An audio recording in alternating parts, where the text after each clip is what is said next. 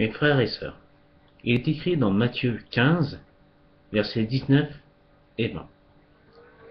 Car c'est du cœur que viennent les mauvaises pensées, les meurtres, les adultères, les fornications, les larcins, les faux témoignages, les blasphèmes. Ce sont ces choses-là qui souillent l'homme. Mais de manger sans s'être lavé les mains, cela ne souille point l'homme. Mes frères et sœurs, il est possible de soigner notre apparence et d'être homme ou femme, de bien selon les critères du monde. Toutefois, le Seigneur Jésus nous interroge. Que servirait-il à un homme de gagner tout le monde s'il perdait son âme? Une bonne question. C'est vrai, nous pouvons être riches à millions, nous pouvons multiplier les bonnes œuvres et même nous pouvons avoir une très bonne moralité.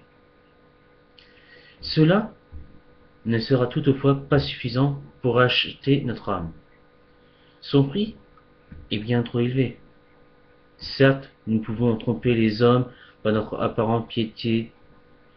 Toutefois, tromperons-nous Dieu? Il connaît chacune des pensées de nos cœurs. Il connaît chacune de ses inclinations. Et il sait exactement ce qui motive chacune de nos actions. En toute honnêteté, mes frères et sœurs, qui peut considérer son propre cœur et dire qu'il est net de tout péché? La vérité est que le cœur est trompeur, par-dessus tout, et désespérément malin. Nous ne pouvons rien produire de bon par nous-mêmes. Quelle est donc la solution, mes frères et sœurs? Oui, quelle est la solution? Il n'y a qu'une seule solution. C'est notre Seigneur Jésus-Christ, le Tout-Puissant. La Bible est très claire en ce qui concerne la condition de l'homme. Qui a le Fils a la vie, qui n'a point le Fils de Dieu n'a point la vie. La raison est très simple. À la croix, le Seigneur a payé notre dette. Son sang nous purifie de tout péché.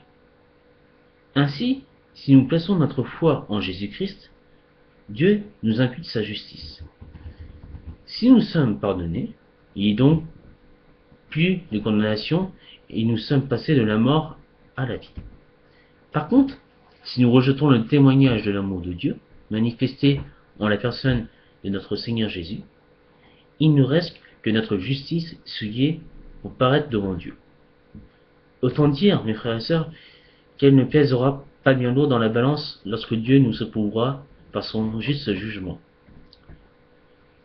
Ce ne serait que pure folie que d'endurcir nos cœurs jusqu'à refuser de saisir la main secourable qui nous est tendue par notre Seigneur. Ne tardons plus, accourons-nous vers le Seigneur tant que le jour du salut perdure encore, mes frères et sœurs. Oui, ne tardons plus.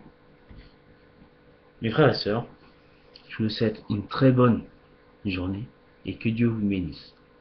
Amen.